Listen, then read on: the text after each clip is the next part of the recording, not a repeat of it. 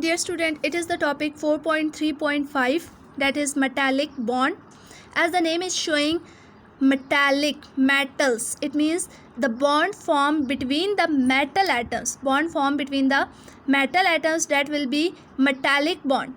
As metals have the tendency to lose their electrons and these electrons move freely, so the bond formed between metal atoms due to mobile or free electrons, that will be called as metallic bond. Due to mobile or free electrons. Mobile means that they can move from freely in the space, that it is not bounded to any atom.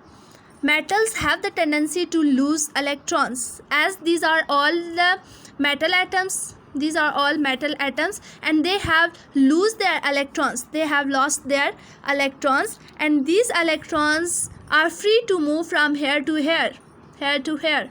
These electrons are free to move from one place to another. These dots are showing electrons and these are metal atoms.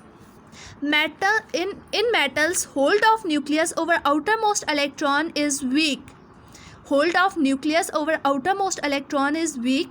If nucleus is not able to attract the outermost electrons strongly, that outermost electrons will be removed easily from the outermost shell. Why? Because of the large size of metals. Metals have large size and greater number of shells is present between the nucleus and valence electrons.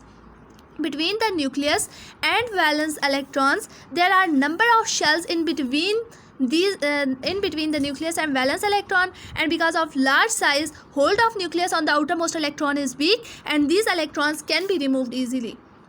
Another property, that metals have low ionization potential. As they have low ionization potential, electrons can easily removed from their outermost shell.